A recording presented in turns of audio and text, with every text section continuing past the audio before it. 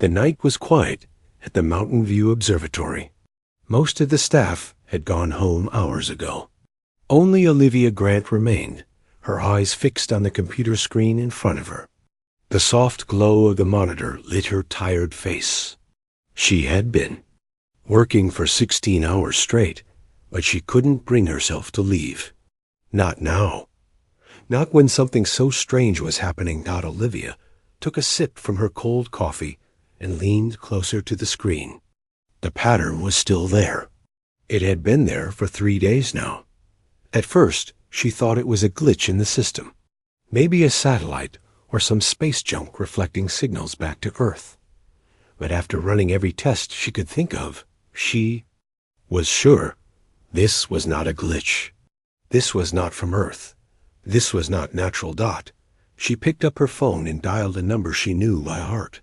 "Frank, it's Olivia. I need you to come in, now." Frank Miller had worked with Olivia at the SETI program for 8 years. He was brilliant, but often doubted Olivia's hunches. This time would be different. She was sure of it. 40 minutes later, Frank walked through the door. His hair was a mess, and he wore a wrinkled t-shirt with sweatpants. He had clearly been sleeping. "This better be good, Liv," he said, rubbing his eyes. Olivia didn't speak. She simply pointed to her screen. Frank leaned over her shoulder and stared. For a moment, he said nothing. Then he pulled up a chair and sat beside her. "How long has it been like this?" he asked, suddenly wide awake. 3 days. "But that's not the weird part," Olivia said. She pressed a few keys, and a star map appeared on the screen. Several points of light blinked in sync. "The signal is coming from all these places at once. Same pattern. Perfect sync. No delay." Frank's mouth fell open. "That's not possible. I've checked everything. It's real." Frank moved to his own computer and began typing rapidly. "If this is what I think it is, it's not just first contact," Olivia finished his thought. "It's a network, a galactic network." They worked through the night, checking and double-checking their findings. By morning, they were certain. The signal showed clear patterns that could only be artificial. It used mathematical sequences that built upon each other. It was a message. Olivia called her boss, Dr. Paul Wright, at 6 a.m. By noon, the observatory was filled with scientists, government officials, and military personnel. The news hadn't gone public yet, but it would soon. Something this big couldn't stay secret for long. Dr. Wright stood in front of the room, his face serious. "Ladies and gentlemen, what Dr. Grant and Dr. Miller have discovered appears to be transmission of artificial origin. Multiple transmissions, actually, all synchronized despite the vast distances between sources." A woman in a dark suit stood up. "How confident are we that this is extraterrestrial?" 100%, Olivia said firmly. "The signals are coming from star systems, 40 to 200 light years away. Some of these stars don't even have planets we've discovered yet." The room grew quiet as the reality sank in. "What does it say?" someone finally asked. Frank cleared his throat. "We've sent the data to the quantum computing lab at MIT. They're working on breaking it down now. But based on the structure, it appears to be some kind of ... Frank's phone buzzed. He looked at the screen, and his eyes widened. The initial results just came in. He turned his phone so Olivia could see. Olivia felt her heart race. "It's a distress signal." The room erupted in questions. Dr. Wright had to shout to be heard. "Everyone, please, let's allow Dr. Grant to explain." Olivia stood and connected her tablet to the main screen. The pattern uses universal mathematical principles to establish communication. But the content, the actual message, shows all hallmarks of an emergency broadcast. She pointed to specific sections of the waveform. "These repeating elements here are similar to our own SOS in Morse code."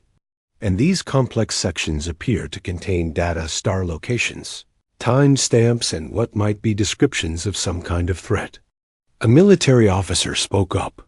"What kind of threat are we talking about? Is Earth in danger?" "We don't know yet," Frank admitted. "But whatever it is, it's serious enough that dozens of presumably different alien civilizations are broadcasting the same warning, in sync across the galaxy."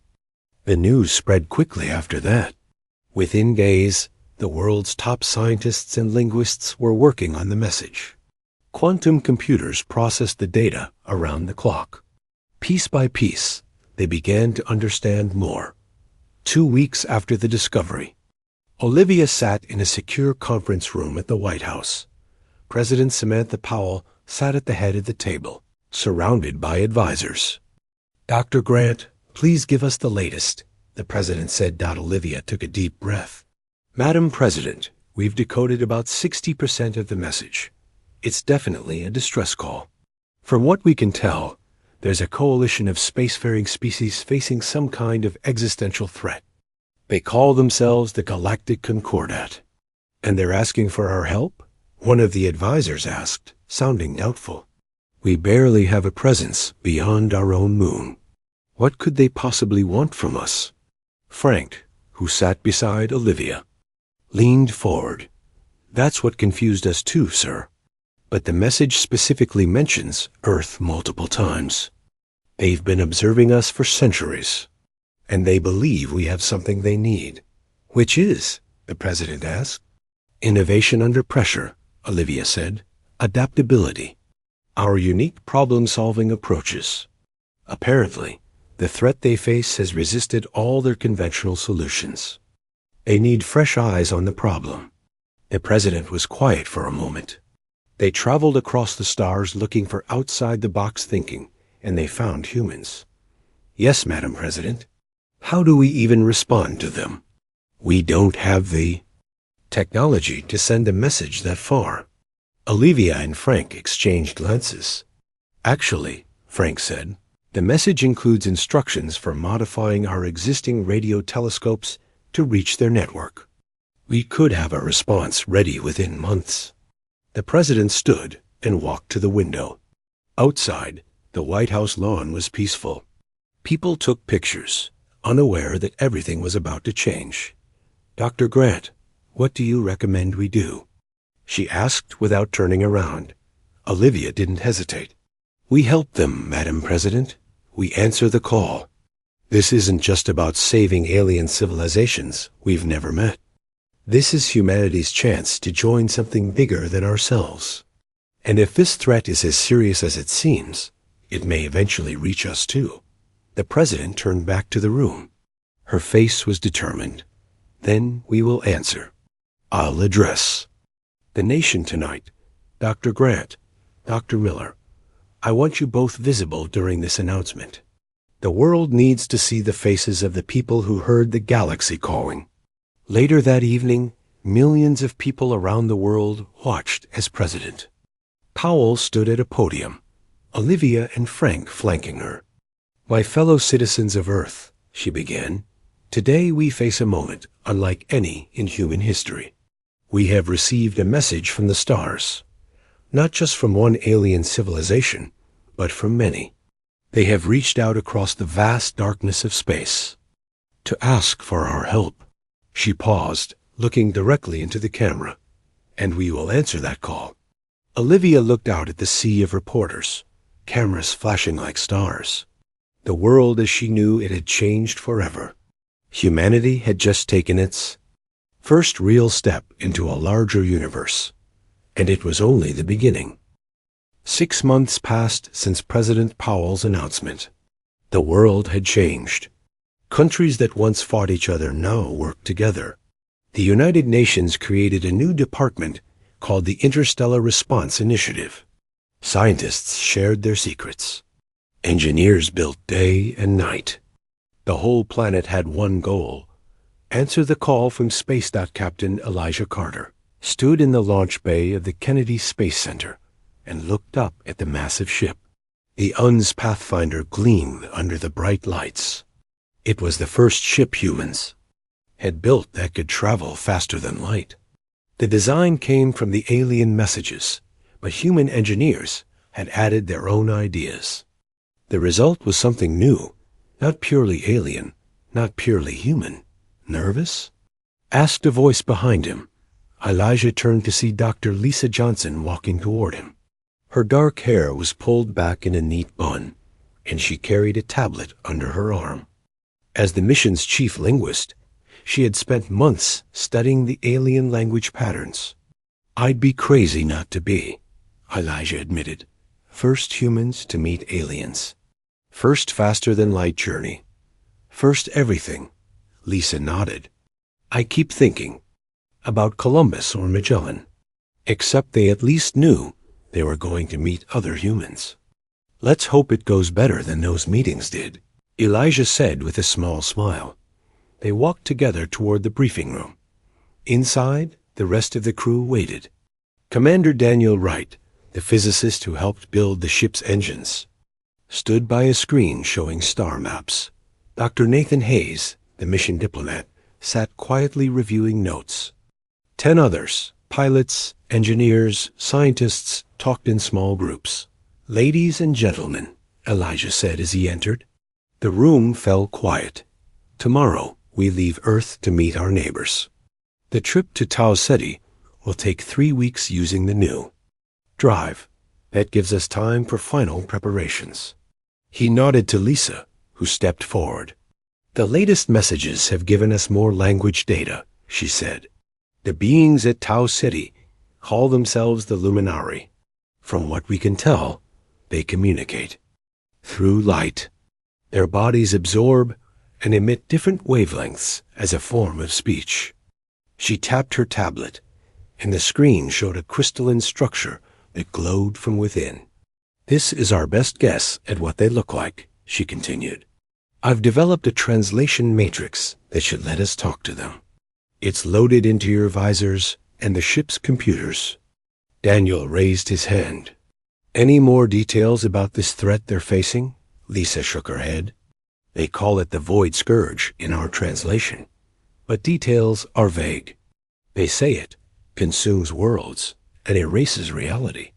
I think we need to see it to understand." The next morning, families and officials gathered to watch the Pathfinder launch. Olivia Grant and Frank Miller stood in the VIP section.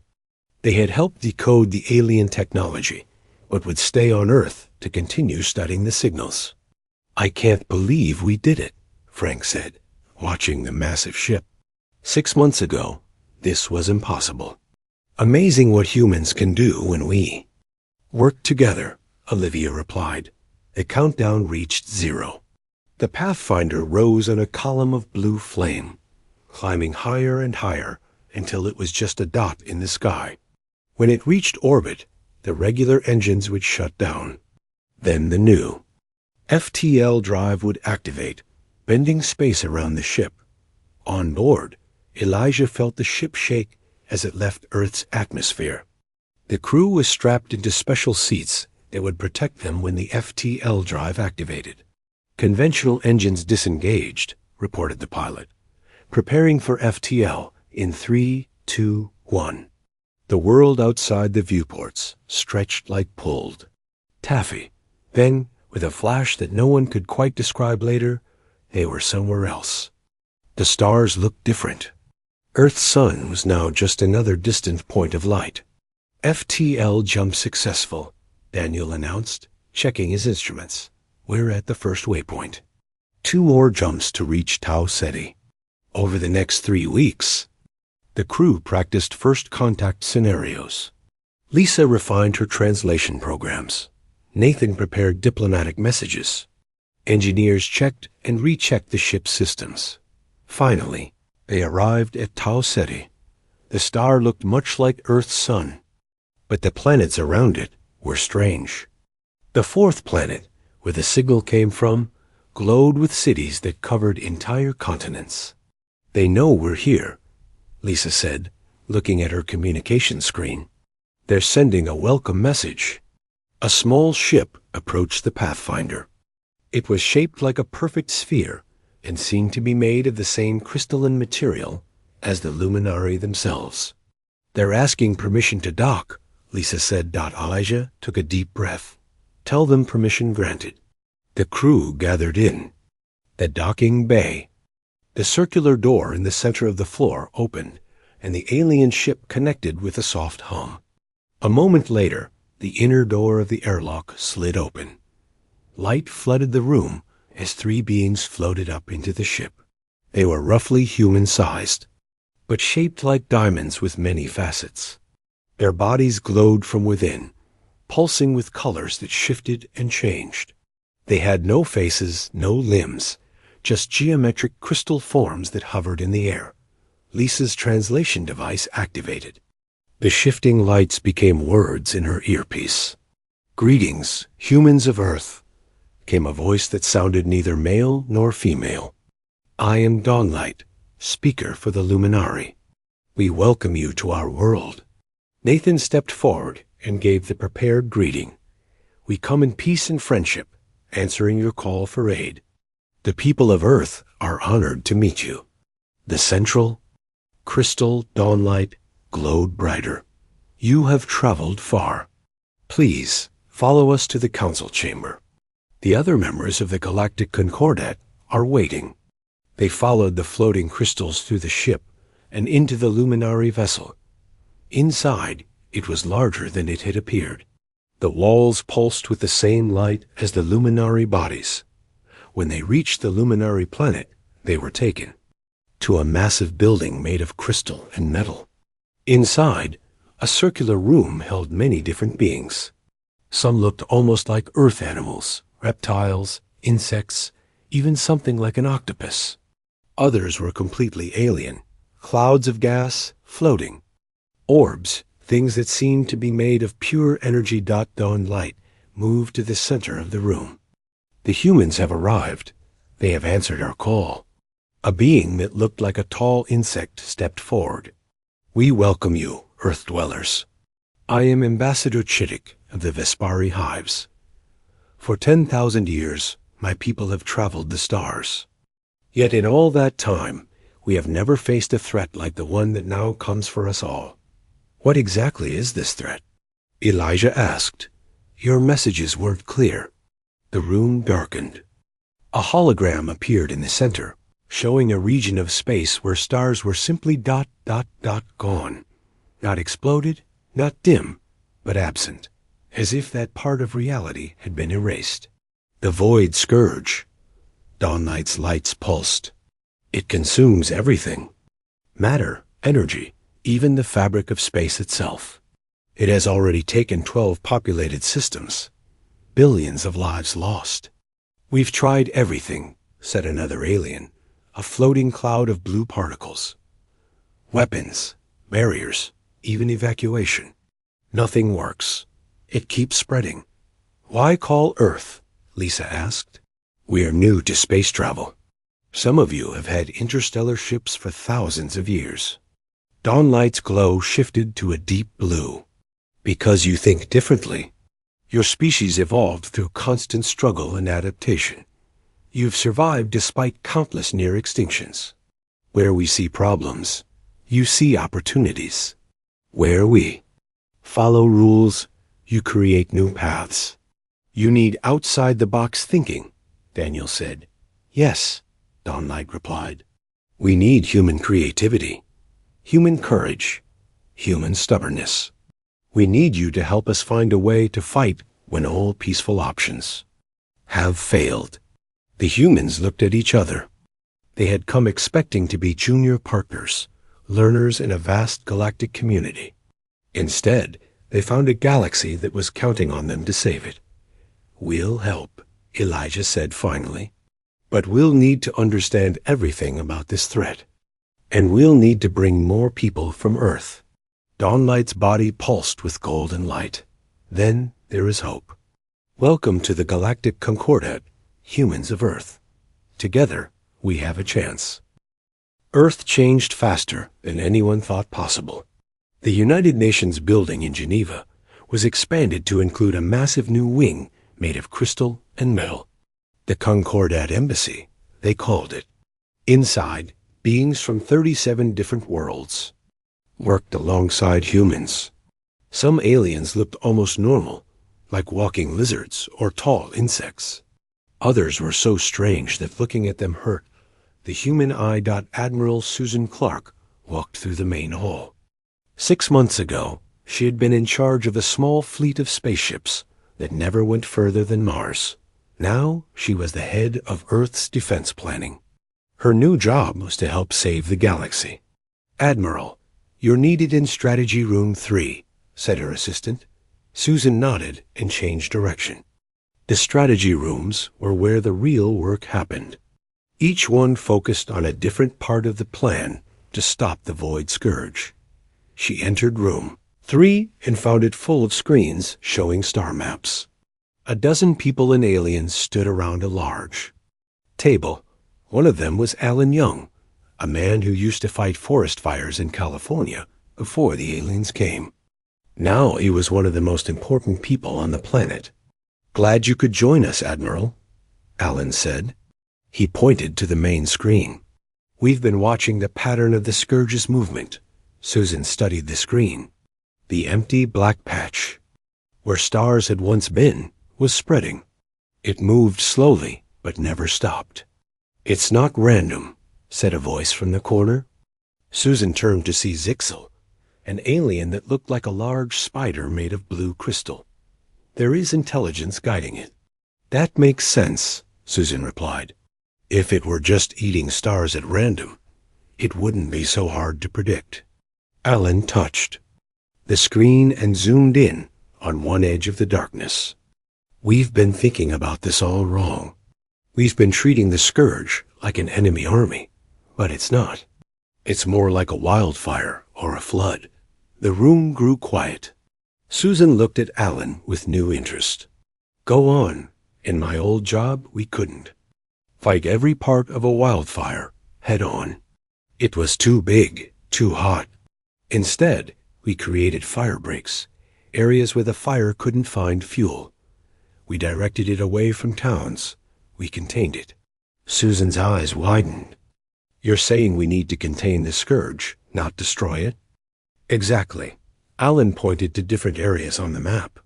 "If we create barriers here, here, and here, we can direct it away from populated systems." One of the aliens, a cloud of floating green gas named Embril, moved closer. "What kind of barriers could possibly stop something that eats reality itself?" Alan looked at Embril. "That's where I need help from you and the other scientists. On Earth, we use water and dirt to stop fire. What can we use to stop the Scourge?" The meeting lasted for hours.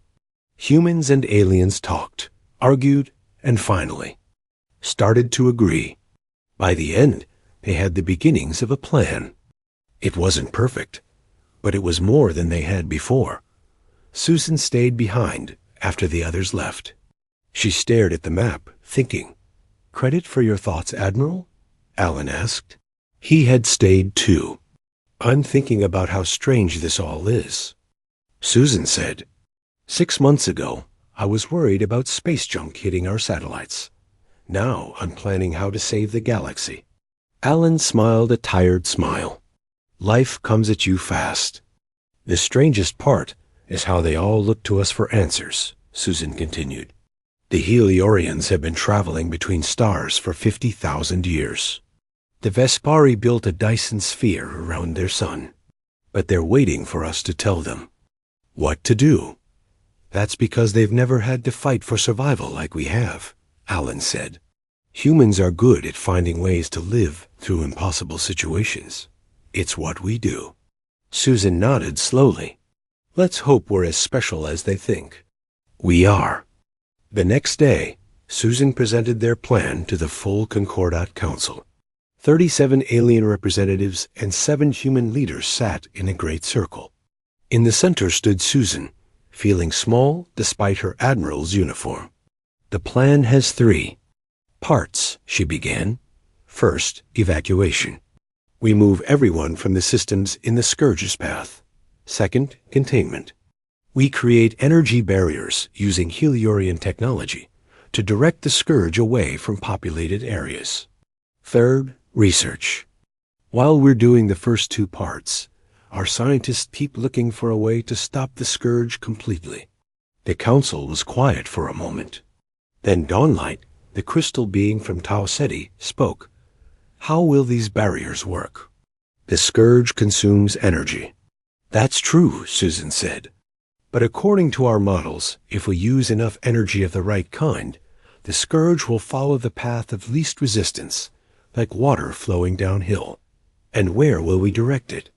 Asked Ambassador Chittick of the Vespari. Susan took a deep breath into empty space away from stars and planets, and if necessary, into uninhabited star systems that we sacrifice to save the populated ones. The room erupted in argument. Some council members were horrified at the idea of sacrificing any star system, even uninhabited ones. Others thought the plan didn't go far enough. Finally, President Powell of Earth stood up. The room grew quiet again. Friends, she said, we understand your concerns. On Earth, we have a saying, perfect is the enemy of good. This plan isn't perfect, but it's good, and it's something we can start now while we keep looking for a better solution. After more debate, the council voted. The plan was approved, though not everyone was happy about it. Work began immediately. The greatest fleet ever assembled in the galaxy started evacuating worlds in Scourge's path. Engineers from a dozen species built massive energy projectors based on Heliorian designs modified by human engineers. The first barrier was created near a small, uninhabited star. The energy field glowed blue against the blackness of space. When the edge of the scourge reached it, something amazing happened. Instead of consuming the barrier, the scourge moved along it, following the path the humans had designed. News spread quickly through the Concordat. The human plan was working. For the first time since the scourge appeared, there was hope. In her office in Geneva, Susan received the report and allowed herself a small smile. It was just the beginning, and the hardest parts were still ahead, but they had proven something important. The scourge could be directed, it could be managed, and maybe, someday, it could be stopped. She opened a communication channel to the Pathfinder, still in the Tau Ceti system. Captain Carter, good news. The containment strategy is working. Phase 1 is a success. Elijah's voice came back, clear despite the vast distance. Excellent work, Admiral. We're making progress here. 2. The Luminari are helping us understand the Scourge's energy patterns. Lisa thinks there might be a way to disrupt them. Susan felt a weight lift from her shoulders. Keep at it, Captain. Earth is behind you all the way. As she ended the call, Susan looked out her window at the Concordat embassy. Aliens and humans walked together, worked together, planned together. Different in almost every way, but united by a common goal. Survival. The galaxy had asked for humanity's help. And humanity was answering in the best way it knew how, by refusing to give up. 3 months had passed since the first energy barrier was created. The plan was working better than anyone had hoped. The Void Scourge followed the paths they created, moving away from populated star systems. But the fight was far from over. Captain Elijah Carter stood on the bridge of the Pathfinder, now part of a mixed fleet of human and alien ships.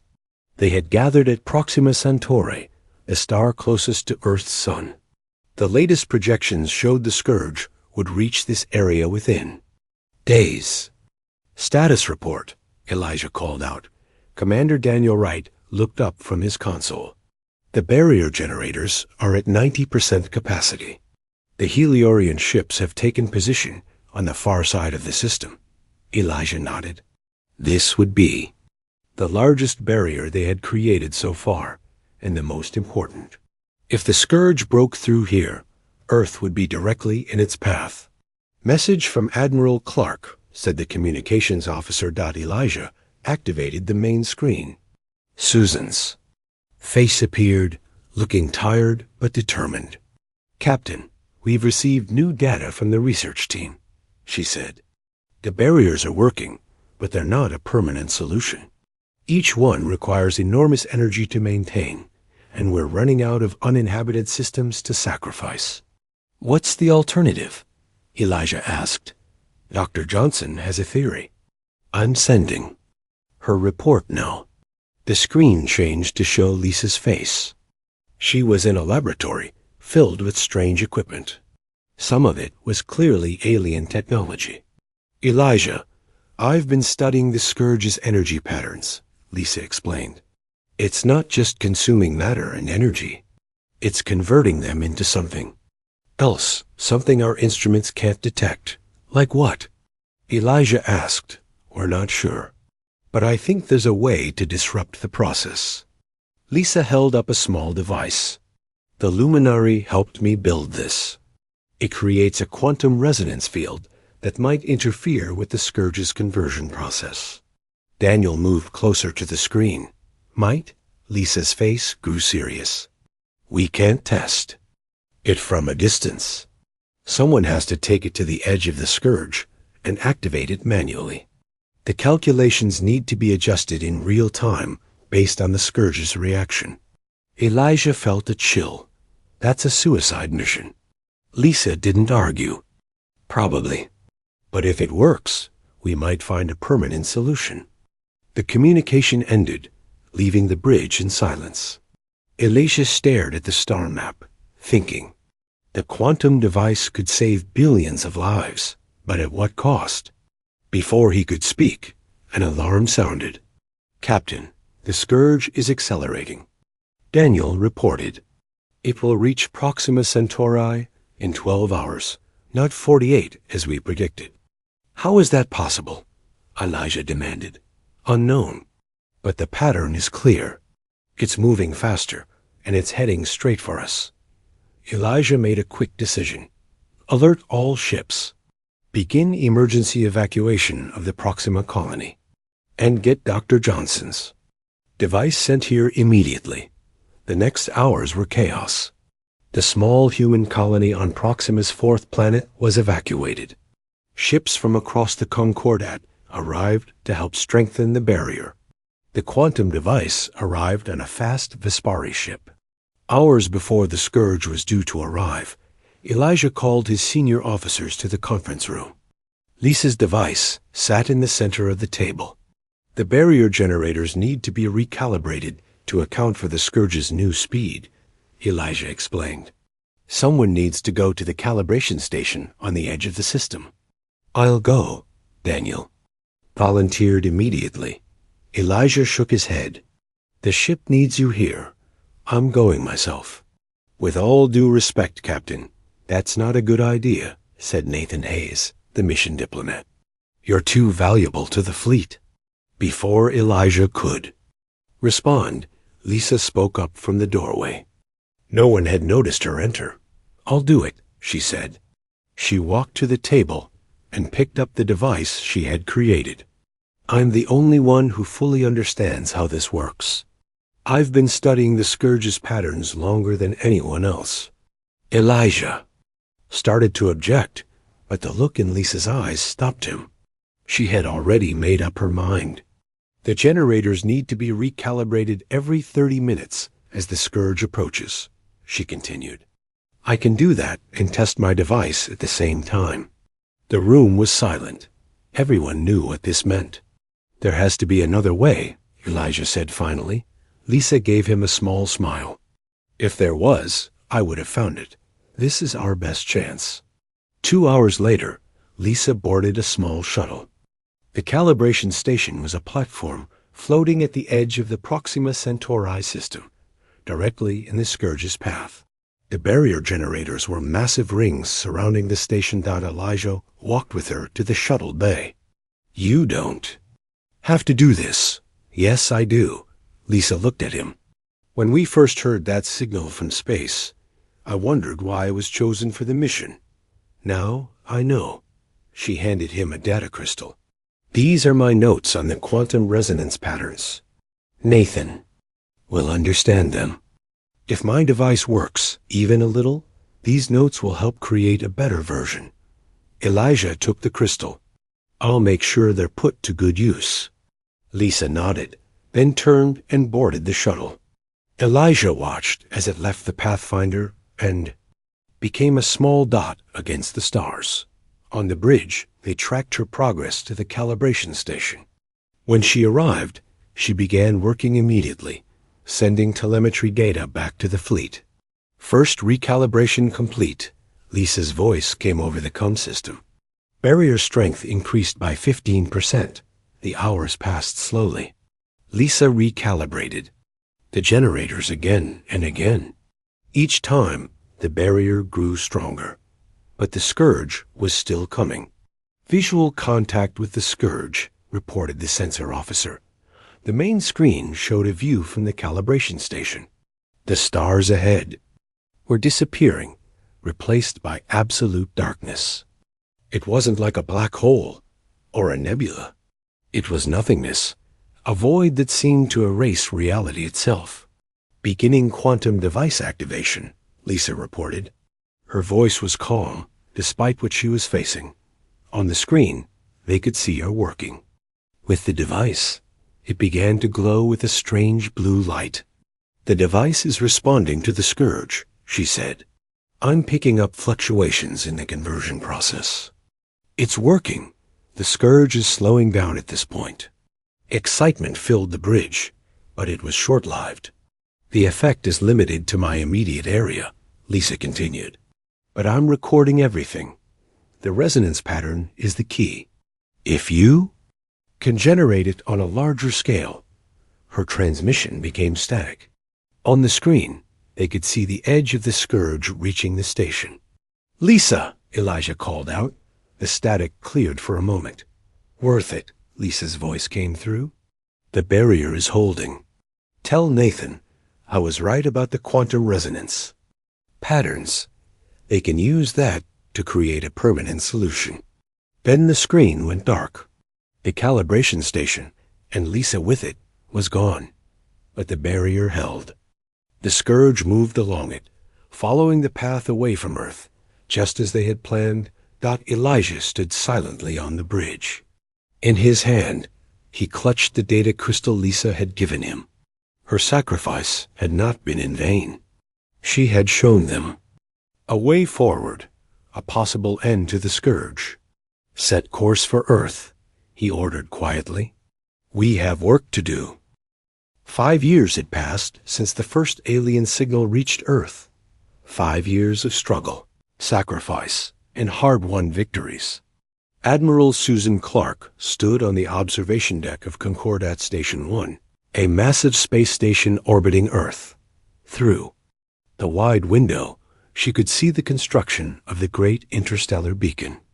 Workers in spacesuits moved around the huge structure, adding the final pieces. It's almost finished, said a voice behind her. Susan turned to see Alan Young walking toward her. After the success of his containment strategy, Alan had become Earth's ambassador to the Concordat.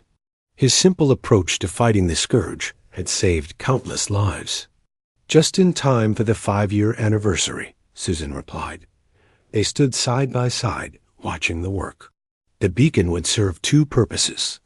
It was a memorial to those lost in the fight against the scourge, and it would be part of the early warning system that would protect the galaxy for generations to come. We've changed, Susan said after a while. All of us. Not just humans, but every species in the galaxy. Alan nodded. Who would have thought that a distress call would lead to all this? Below them, Earth shone blue and green. Around it orbited ships from dozens of alien worlds. Some carried diplomats and scientists. Others were part of the combined fleet that patrolled the void barrier network, the system of energy fields that kept the scourge contained. Nathan says the new quantum disruptors are working better than expected, Alan said. The scourge hasn't broken through a barrier in 8 months. Susan smiled slightly. After Lisa Johnson's sacrifice, Nathan Hayes had used her data to create larger, more powerful versions of her quantum device. The new technology didn't destroy the scourge, but it weakened it enough that the barriers could hold it back with less energy. Lisa would be proud, Susan said. So would Elijah. Captain Carter hadn't died in the fight. Instead, he had taken the Pathfinder deep into uncharted space, leading a mission to find other civilizations that might be in the Scourge's path. They sent reports back when they could, but they were often out of communication range for months at a time. "Message from Geneva," said a voice from Susan's communicator. "The President would like to speak with you both before the ceremony." Susan acknowledged the message, and she and Alan made their way to the station's shuttle bay. A small ship took them down to Earth, landing near the Concordat Embassy in Geneva. The embassy had grown over the years. What had started as a single wing added to the United Nations building was now a small city. Humans and aliens lived and worked together there, creating new technologies and solving problems that neither could have tackled alone. President Powell met them in her office. Though she had aged visibly during her years in office, her eyes were still sharp and determined. "Admiral, Ambassador," she greeted them, "today is an important day. The beacon will be activated during the ceremony, and the whole galaxy will be watching." "Everything is ready, Madam President," Susan assured her. Powell nodded. "Good, because this isn't just about remembering what we've accomplished. It's about what comes next." She activated a screen on her wall. "We received this message from Captain Carter yesterday." The screen showed Elijah's face. He looked older, with gray in his beard, but his eyes were bright with excitement. "Madam President," he said in the recording, "we've made contact with a civilization on the far side of the galaxy. They call themselves the Nexari. They've been watching our fight against the Scourge with great interest. They want to join the Concordat and offer their help." Alan leaned forward. "That's wonderful news. There's more," Powell said. She let the message continue. "The Nexari have technology that might finally give us a way to push back the Scourge. Not just contain it," Elijah continued. "We're bringing their representatives to Earth. Expected arrival 3 weeks from this transmission." Carter out. The screen went dark. Powell looked at Susan and Alan. "The galaxy is growing smaller every day, and humanity's place in it continues to expand." Later that day, thousands gathered for the beacon activation ceremony.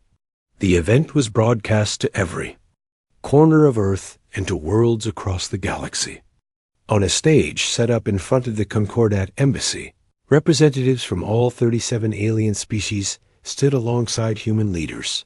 President Powell spoke first, reminding everyone of how far they had come. Then Dawnlight, the crystalline luminary who had first welcomed humans to the Concordat, floated forward. 5 years ago, we sent a call for help into the darkness. Dawnlight's body pulsed with colors as the translator converted the light patterns to words. We were desperate. We were losing hope. Then humans answered, and everything changed. Dawnlight turned to face the Earth representatives.